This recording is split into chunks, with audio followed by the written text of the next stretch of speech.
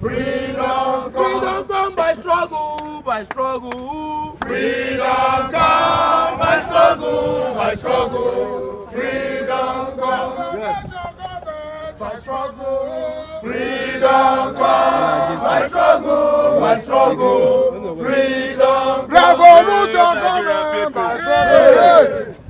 The greatest of the greatest Nigerian people. Great! We have just been through some of the most interesting court hearings today. And this is related to the charge brought by the illegal Inspector General of Police before the Federal High Court, claiming that I colluded with unknown entity to forge police wireless documents.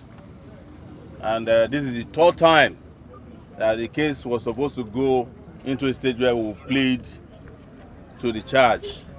But I'm very happy today. Not that we are not facing tribulation, but I'm happy for the brilliance and intelligence and the tenacity of our lawyers. Yes, sir. I must tell you that our lawyers are a rare breed. Yes. They are different. They are different in every ramification. Yes. And the judge acknowledged it today. Over 10 of them Wow.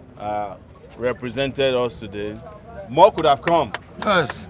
But Kudos. we also tell them that this is a distraction, so they should use their time judiciously elsewhere. And so the judge agreed with us, even though they were close to carrying out their illegal arrangements. But the judge was told in very clear terms that it doesn't matter how desperate you are. You cannot ask a non-juristic body, a body that doesn't exist legally in Nigeria, to take a plea before you. And one of the other lawyers reminded the judge that assuming you go ahead to ask our reporters to take a plea, in what language is our reporters going to take a plea? And that was the point at which it became very clear to them that this is one of the efforts to waste time, energy, and resources of the Nigerian state. But we are standing firm because our position is not this. Our position is the liberation of our country. Yes, sir. And we are very, very serious about it. Yes. Yes, sir. But the liberation of the country also takes a lot of ramification. Yes, sir.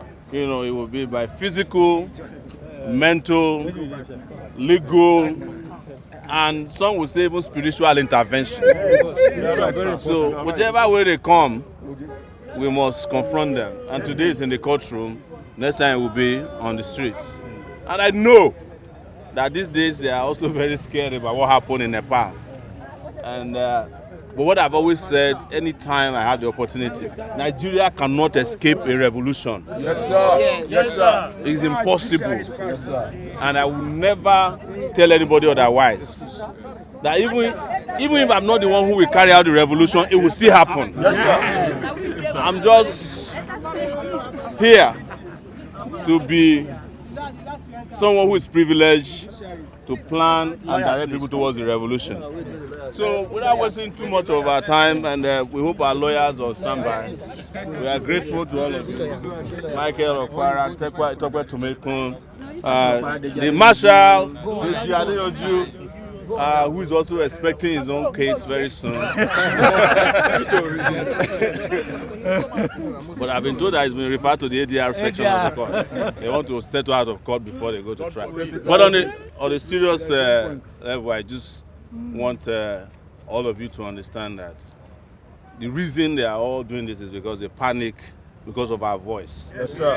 And whatever you do, whether you're able to come to court or you can't, don't lose your voice. Yes. Because at the end of the day, it is our collective voice that will destroy the citadel of oppression in this country. Yes, sir. Whether they are happening against retired policemen, serving policemen, teachers, traders, whether they are carried out by illegal leaders or quasi-legal leaders or legitimate leaders, all of them must fall. Yes, sir. And it is just a matter of time. Yes, sir. But let me quickly also hand over to our lawyers who are here. Because I'm sure you are eager to know why it took us. All oppression, then go run away. When people take over, take over. When masses take over street, when masses take over street, All oppression,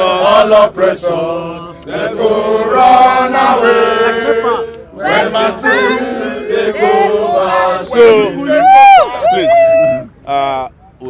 the choir can be on standby after this. So, let's hear from lawyer Tokwe Tomoku, who is next to me, about what went down today. I don't know how to describe it, because even the judge at the point asked me to go and sit down when legal fireworks were. Can you give us insight into the issues today? Issues was arraignment. Insight was brilliant legal submission by our lawyers, and the outcome, of course, was that the judge decided and sided with us that he will have to look at our very strong legal opposition to arraignment. And he gave us a date in October, I think October 23rd, yes. It was my preference that we should do it in January 2026, but he said that that's too long, because the reason I would have preferred January 2026 is that this case is not going anywhere. There's no reason to jam-pack the... But he's also a vacation judge, and vacation ended today, so there's limited authority as far as this is concerned. The case file must go back to the Chief Judge of the Federal High Court for reassignment. And I hope the Chief Judge is watching us not to reassign this case. It's a waste of time. All right, so I have a couple of questions I want to react to. The first one, the governor of Niger State. What does he say? He's moved that religious leaders cannot open up, which they have to submit to.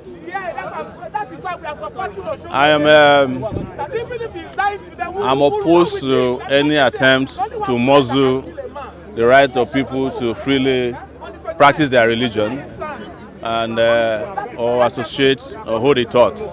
So the governor of Niger State, like other governors that I've criticized, they have no sense. What is the business of a governor? Asking, is he a preacher? If the governor wants to become a preacher, he should resign and go and join the priesthood. It's not his business to decide what. If a judge, if a preacher is engaging in inflammatory preaching, I think there are laws that the states can use to rein them in. But to tell a preacher to come and submit their sermons to you in advance, does the governor of Niger State know what is in there? Does he know anything about the Quran? Yeah? If he knows it, why is it that he should go and become an imam instead of being a governor?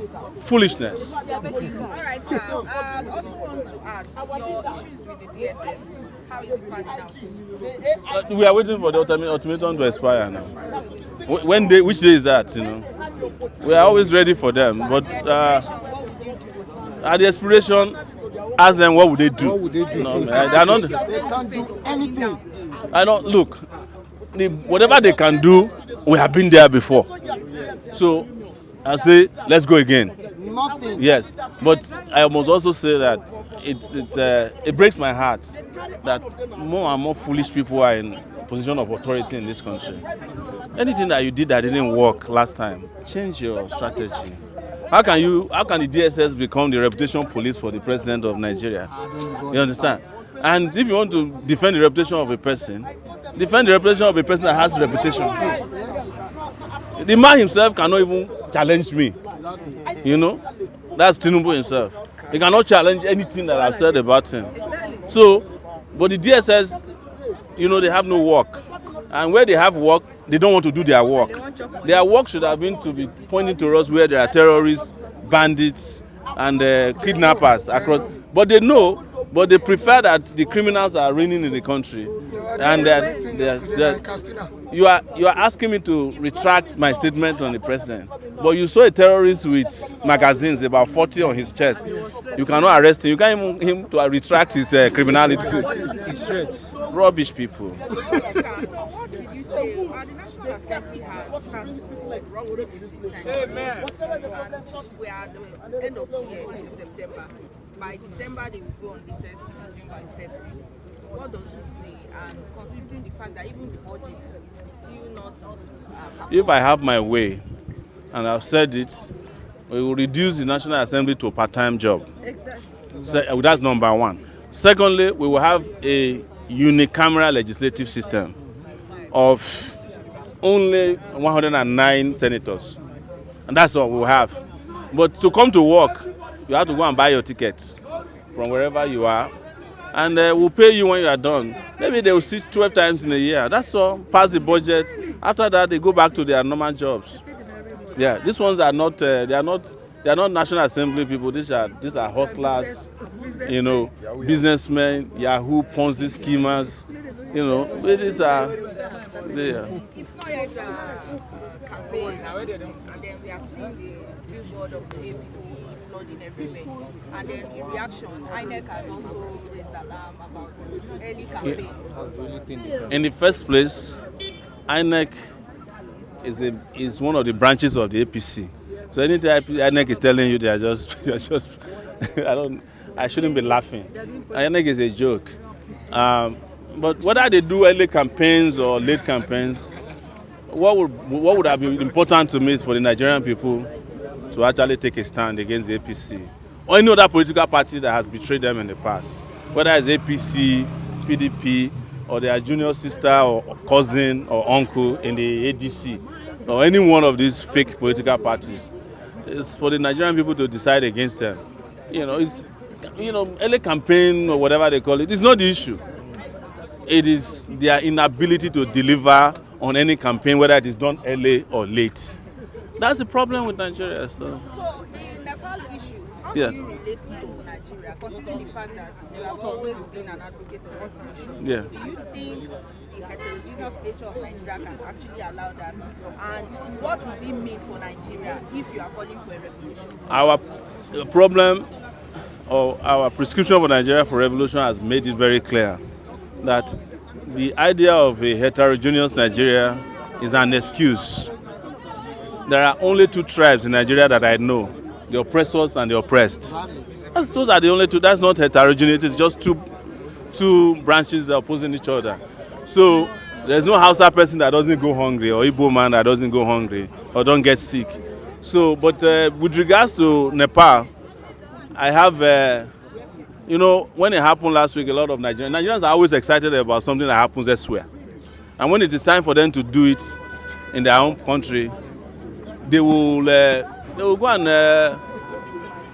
and queue up to eat jollof rice, and that's not a sign of people who are serious. I'm telling you. Yeah, the number of youths in Nepal that changed the government in Nepal, probably there about 1 million.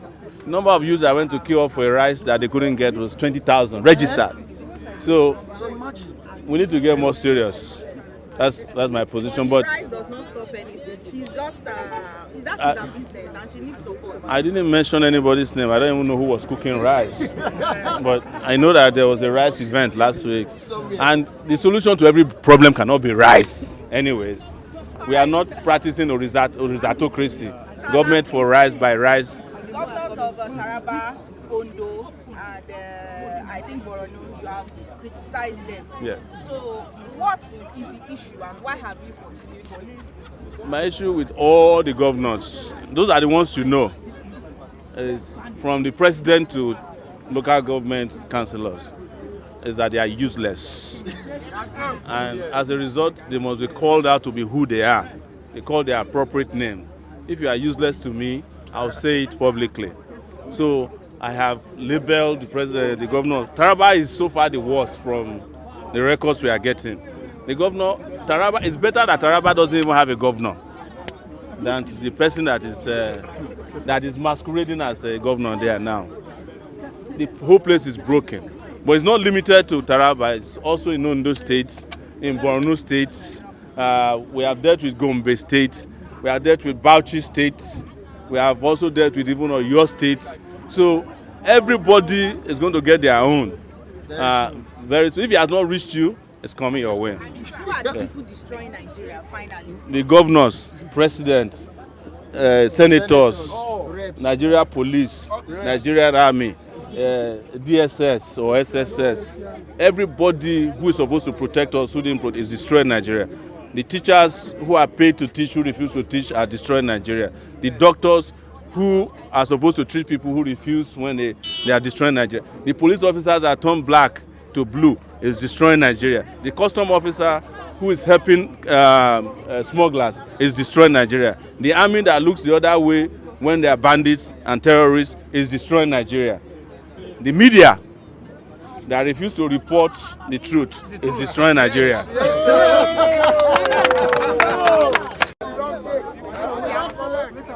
There are some legal fireworks in court. And I think I want to use the opportunity to advise the judiciary. The perception in the public today is that the judiciary and the oppressors in governments are at peace, and that there is this cause of unison between the oppressors in the governments and the powers that be in the judiciary. The popularity of the judiciary today is at its lowest ebb. People are angry and they are complaining, alleging that the judiciary is in concert and in bed with the oppressors of the people. Section 66B of the Constitution vests the judicial powers in the Federation on the courts established in Nigeria for that purpose. The authorities and powers to adjudicate on all disputes between the governments and all persons and authorities in Nigeria is vested in the courts. True sovereignty and power resides in the people. And the moment the perception grows that the judiciary is in bed with the oppressors of the people, then I fear for the judiciary and for the oppressors of the people. Because as the Constitution declares that the people are the ultimate sovereign, quite very soon, the people will rise and claim back the power that the powers that be and the oppressors of government are taken away from them. We cannot live in a country where protesters, patriots, loyalists are dragged to courts, where bandits, terrorists, Boko Haram suspects are openly in daylight wielding guns and holding peace rallies, and they are being paid by taxpayers' money, by government officials. Governors have held peace rally meetings with terrorists and bandits in this country. Just recently in Zamfara State. Luckily, we are not allowed to do media trials. You know, it's prejudicial so that we don't prejudice the mind of the court. But we are all here to support Omoyele Sowore, presidential candidate of the AAC, veteran journalists, human rights activists, just name it. Sowore represents the true intent of the Nigerian people who are yearning for change, who are yearning for revolutionary, transition from the original ways of doing things, the corrupt way of doing things, the conventional way of doing things in the country. And Sowore genuinely, majority of the grievances that Sowore has with the system is issues around corruption. Sowore has stood tall for close to more than 3 decades now, fighting for human rights, defending the vulnerable and the oppressed. And so when he is now being oppressed, it is expected that citizens, whether you be lawyer or non-lawyer alike, must rise up to the occasion and defend Sowore. And that's what majority of us have come to do in court here today. We believe that the speakings of Sowore against the police establishment about the corruption, abuse of power, irregular promotions, favoritism, nepotism by the illegal IGP is the reason why he's being persecuted. But Sowore is no new to persecution. various governments in the past regimes have tried to persecute Sowore, and they have failed. And this particular one is not going to be an exception. I can tell you for a fact that the trial of Sowore is going to end in another shame, as usual, for the government and also the Nigerian police force. All right, sir, let's divert a bit. You have been in the crossfire with the obedient. Yes. Over your stance about their president, Peter Obi. So what is the situation of Sincerely, I've said I've had my last word about this Obi issue.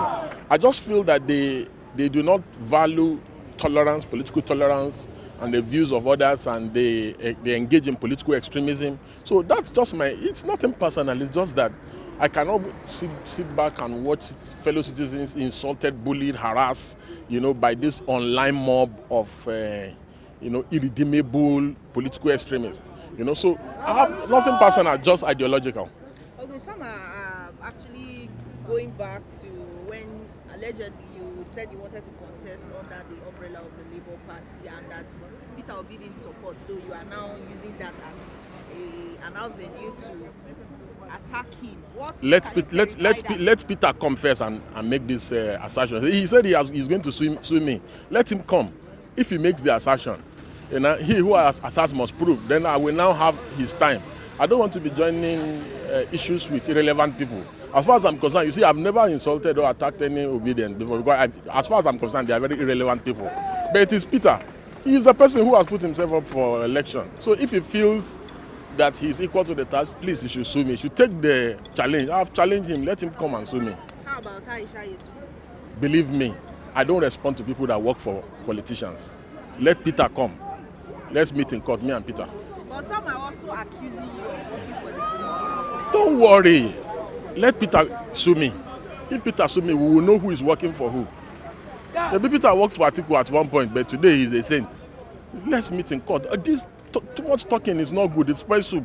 You say you're going to sue me. 3 weeks later, you haven't sued me. Abba, you to help me join and beg him now. Let him take. Look, I'm in the court. I'm ready. Let him also sue me now. Okay, let's have your legal perspective on the pronunciation by the Niger State government banning preaching, like free preaching. He doesn't have the right. He does not have the right. The Constitution has empowered citizens, to share their religious, receive and share religious views. The governor cannot just show motto on his own after taking kunu, you understand, or after taking toshinkafa, just via executive fiat, just take away the constitutional provision, the constitutional right of the citizen. It's a fundamental right of the citizen. Citizens have the right to receive and impact religious ideas or knowledge. So that's why the governor does not have such powers. He has altered or traversed his powers. So he does not have such powers, in my view. Okay, I am also aware that there has been some media issues with the governor as well, where he shut down radio station. What does that say considering the legal system and what is? It's abuse of power, just like I've said, simplicity. Nigerian governors, they are above the law. There's too much concentration and focus in the center. So these governors are not criticized, they're not held accountable. So it is strange when somebody or a radio station or a citizen is now holding them accountable in their state.